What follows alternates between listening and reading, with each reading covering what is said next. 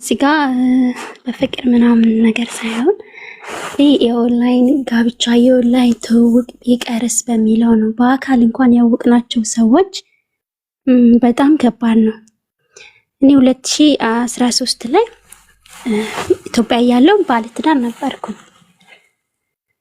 እሺ ቤተሰብ ምናምን በቃ ወድሻለሁ ስላለኝ ብቻ እሱ ጋር ክንፍ ብዬ እሱ ከሚኖርበት ሀገር ሄድኩ ማለት ነው።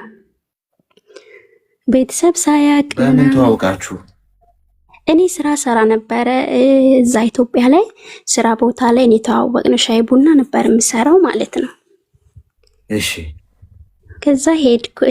በቃ ወድጄሻለሁ፣ እርጋታሽ ምናምን፣ ቀስታሽ፣ መልካም ሴት ነሽ፣ ለትዳር ነው የምፈልግሽ ምናምን ብሎ የሌለ ስክስ አድርጎኝ እዛ ተከትዬ ሄድኩኝ ከሱ ጋር ማለት ነው። እቃዬንም እንኳን አልሸከፍኩም። በቃ እውነት ጊዜ ተዋውቅ ነው የሄድሽው እሱ ጋር? በቃ በአንድ ቀን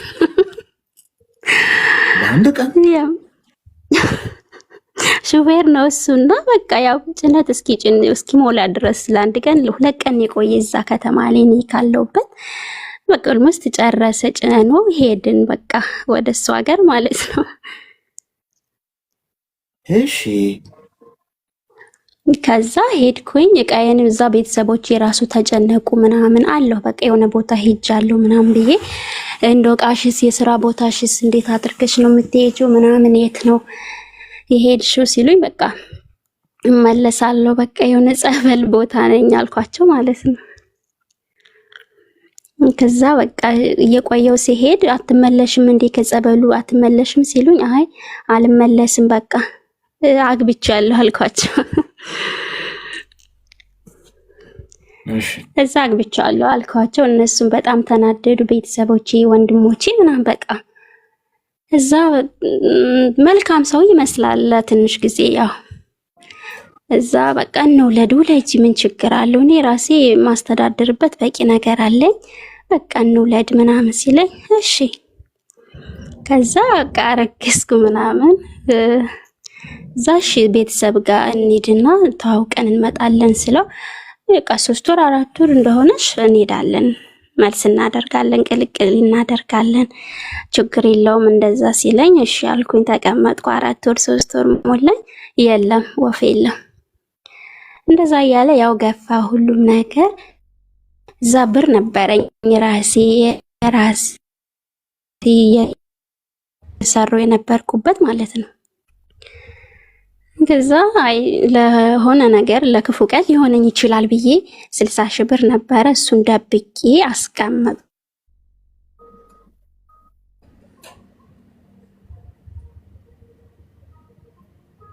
ይሰማል?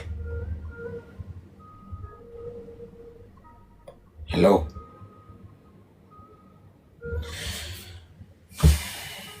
ምንድን ነው የተፈጠረው? አለው እኔ ራሴ ኔትወርክ በጣም ነው።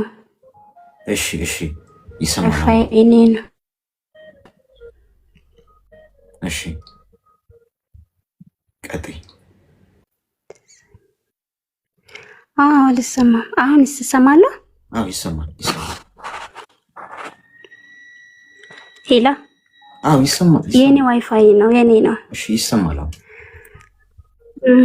ከዛ በቃ እንደዛ ብዬ አስቀምጬ ያንቺን ቡኬን አስቀምጬ እዛ የሆነ ቤት ጥሪ ቤት ጎሮ ቤት ነው ወዲያ እዛው ሰፈር አዲስ ነኝ ግን እና ምናምን ብለው የሆነ ሰርግ ቤት ነው እዛ ስራ እግሽ ምናምን ብለውኝ ሄድኩኝ። እዛ በቃ ቤቱን እንዳለ ብጥብጥ አርጎ ጠበቀኝ። በቃ ምንም አያምነኝም። ምክንያቱም ቤተሰብ ያላወቀው ነገር ማንም ያልሰማው ነገር ክብርም አይኖርም፣ ማንም አያከብርም። ከዛ ቤቱን ብጥብጥ አርጎ ምን ተፈጥሮ ነው ቤቱ እንደዚህ በጠበጥክ ስለው ይሄ ምንድነው አለኝ። ከዛ ደነገጥኩኝ። አካውንት ነው ብር ነው ለምን ደበቅሽኝ አለኝ። ደብቄ አይደለም በቃ የሆነ ከቸገረ ልሰጥህ እችላለሁኝ እንጂ ደብቄ አይደለም አለኝ። አይሁንሽ ጎበዝ ሴት ነሽ ምናምን አለኝና ውጪ በቃ እንዝናና ወጣ ብለን እንምጣ እንሂድ ሲለኝ እሺ ብዬ ወጣሁ። ከተማው የሚያዝናና ይመስሎኛል እኔ። ከዛ ባጃጅም አለው የራሱ ሾፌርም ነው። ነዳ ወደ ጫካ ነው ይዞኝ የሚሄደው ማለት ነው። በኢየሱስ ስም ዛሬ ምን ሊያደርገኝ ነው እያልኩኝ እሺ የት ነው ምን እንደ መዝናናቱ ጫካ ነው እንዴ የት ነው ምን ሄደው አይ አየር ተቀብለን እንምጣ ብዬ ነው። እሺ እዛ የሆነ ጫካ ላይ አቆመና እርጉዝ ነኝ እንግዲህ አይውልሽ እችን ብር እንዳለ 5 ስሙኒ ሳታስቀሪቅ አውጥተሽ ታመጫለሽ አታመጭም ነው ወላ መሞት ነው የምትፈልጊው? ሞት ከሆነ ያው ተሰናበች የምትሰናበችውን ሰው አለኝ ማለት ነው። ከዛ አይ ችግር የለውም አወጣልሃለሁኝ እሺ ብዬ ወሰደኝ። ወደ ከተማ ገባን። ብሯን በቃ ስሙኒ ሳላስቀር ውጥት አድርጌ ሰጠሁት። በቃ መኖር ፈልግ ደግሞ ሴት ልጅ አካውንቷ ብር ኑሯት ልታስቀምጠኝ ነው ጤባሯ? ጭራሽ አይታሰብም በፍጹም። 5 ሳንቲም ስሙኒ እንዲኖርሽ አልፈልግም ካስቤዛ ውጪ ያለኝ ማለት ነው። ከዛ ተቀመጥኩኝ። በጣም ያሰቃየኛል ምናምን ወለድኩኝ። እውነት እኔ በወንድ ልጅ እንጃ መልአክ መስሎ ቢያወራኝ አሁን እኔ አይገባኝም። የምር እርጉዝ ሁኜ ምጥ ላይ ሁኜ 9 ሰዓት ምናምን አካባቢ ነውና ምጥ ጀመረኝ። መብራት ሳበር አጥፊ ልተኛበት፣ አታብሪ መብራት አታብሪብኝ አጥፊ ይለኛል። እኔ እየተሰቃየው ነው ማለት ነው። ከዛ የቤት አከራያችን ጥሩ ሰው ነችና ድምጽ ስትሰማ መጣች። ጸገነት አመመሽ እንዴ ምናምን ስትለኝ አዎ አልኳት። እዛ እሱ ታይቷል እንደዚህ ገብታ ስትይ አንተ ምን አይነት ጭክንና ነው እናቴ የለም ወይም ልጅ ነገም ሴት ትወልዳለህ እኮ ለምንድን ነው ብላ ጮኸችበት።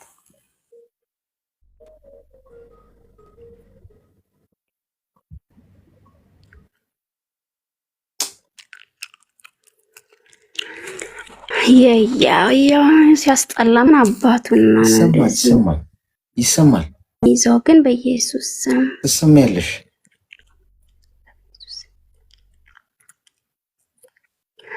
አሌክስ ኔትወርክ እኮ ነው የኔ ዋይፋይ ነው እንደዚህ የሚረብሸኝ።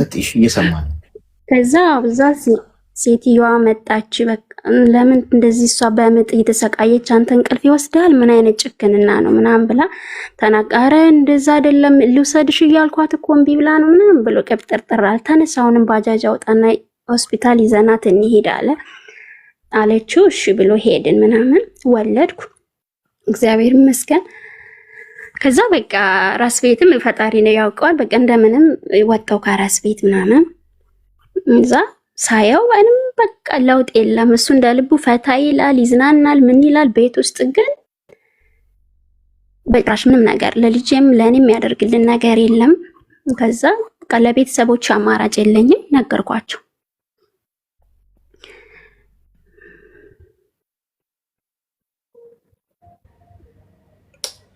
ኔትወርኳ በመጀመሪያሉ በጣም ያው የኔ በጣም ነው የሚያስቸግረው። ከዛ ቤተሰቦች የተናገርኩ ምናምን እዛ ወንድሜ ያው ተናደደ ምናምን እነሱ ጋር ብር ተላከልኝ።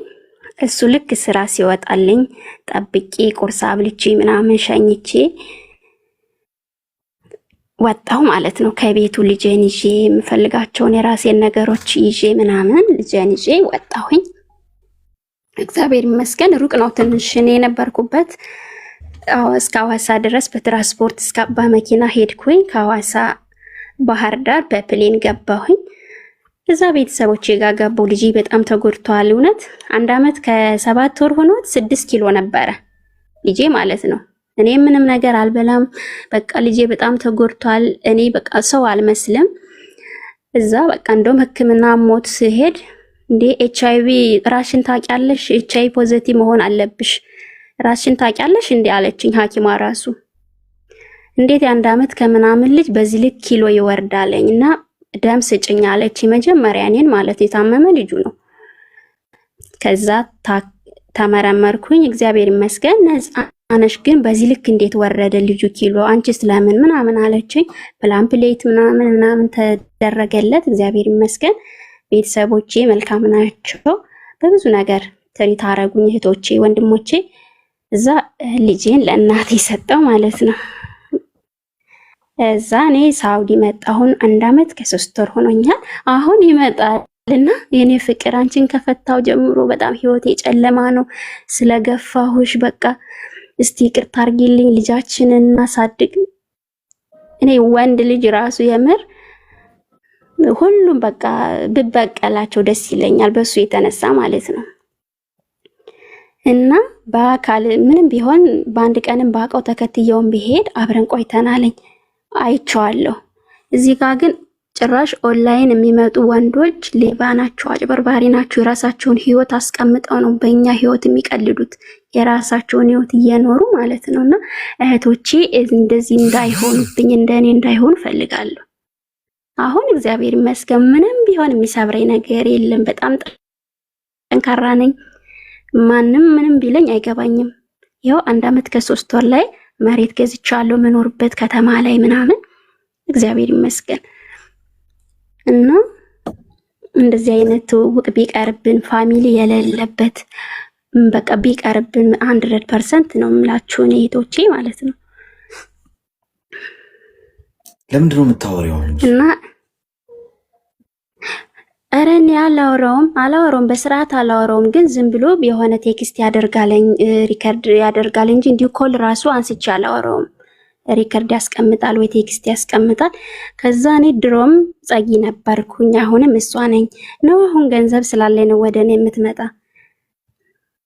በፍጹም አትስበው። ልጄ ወንድ ልጅ ነው የወለድኩኝ። አንገትሽን ይዞ ምናምን አባቴ ሲልሽ ያኔ ትፈልጊኛለሽ ምናምን ይላለኝ። እሱን እናያለን፣ ችግር የለውም። ያኔ ስፈልግ አሁን ዲስከሽኑም አያስፈልግም። ገብቶሽ ከሱ ጋር ንግግሩም አያስፈልግም። ከቻልሽ ስልኩን አጥፊ ስልክሽ ላይ፣ ምክንያቱም በዚህ አይነት ኢነርጂሽን ነው የሚወስደው።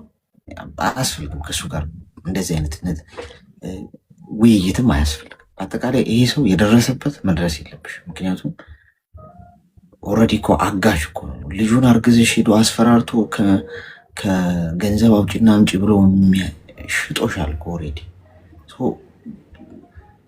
ሰይጣን ራሱ እንደው